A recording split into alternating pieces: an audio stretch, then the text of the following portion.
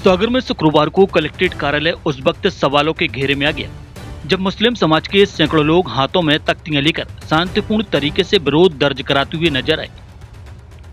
मुद्दा एसआईआर के तहत चल रही दावे आपत्तियों की प्रक्रिया और आरोप बेहद गंभीर।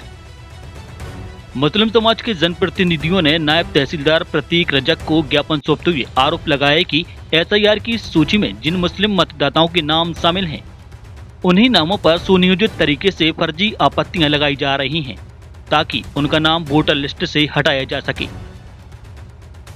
ज्ञापन सौंपने पहुंचे मुफ्ती अबरार उल हक ने साफ शब्दों में कहा कि मुस्लिम समाज ने एसआईआर के कार्य का शुरू से समर्थन किया है और आगे भी करता रहेगा, लेकिन शिकायतें मिल रही हैं कि केवल मुस्लिम नामों को ही निशाना बनाया जा रहा है। शहर में जब समाज के लोगों ने खुद सर्वे किया तो आंकड़े डराने वाले निकले।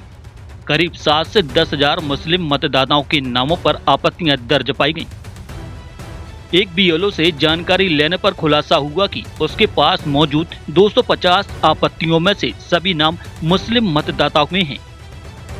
इतना ही नहीं, एक मोहल्ले में 96 मुस्लिम वोटर हैं और सभी 96 वोटरों पर फर्जी आपत्तियां दर्ज की गईं।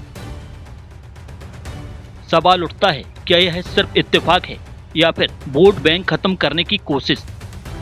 मुफ्ती अबरार उल हक का कहना है कि जिस गणित के साथ यह आपत्तियां लगाई जा रही हैं वह समाज को भयभीत कर रहा है। जानबूझकर नाम कटवाने, लोगों को फंसाने और राजनीतिक लाभ लेने की कोशिश की जा रही है। आरोप ये भी है कि जब बीएलओ से आपत्तियों की जानकारी मांगी गई तो कोई स्पष्ट जवाब नहीं दिया गया। आखिर आपत्ति किस आधार पर लगाई गई, यह जानने का हक मतदाता को क्यों नहीं? मुस्लिम समाज ने मांग की है कि पूरे मामले की निष्पक्ष जांच कराई जाए, फर्जी आपत्तियां लगाने वालों की पहचान हो और दोषियों पर एफआईआर दर्ज कर सख्त कार्रवाई की जाए।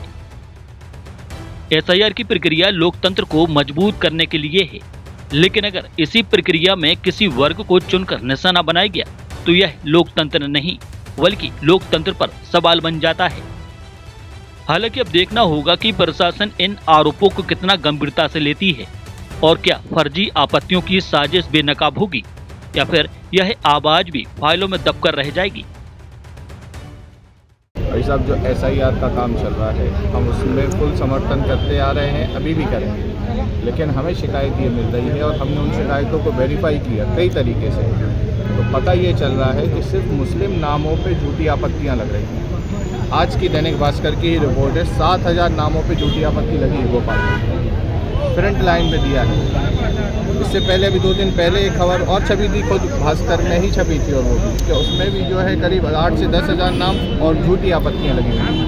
हमने शहर का सर्वे किया तो एक बीएलओ के पास 250 नाम थे आपत्तियों वाले या जो है वेरिफिकेशन के लिए कंफर्म करने वाले, सारे मुस्लिम हैं। एक दूसरे बीएलओ से हमने संपर्क किया, 150 नाम उसके पास है, सारे मुस्लिम हैं। हम एक तीसरे बीएलओ के पास गए, उनके पास 45 नाम है, टोटल मुस्लिम है। फिर हमने एक महल्ले में सर्वे किया जहां सिर्फ 96 वोटर है मुस्लिम वोटर और टोटल नामों पे आपत्ति लगी है।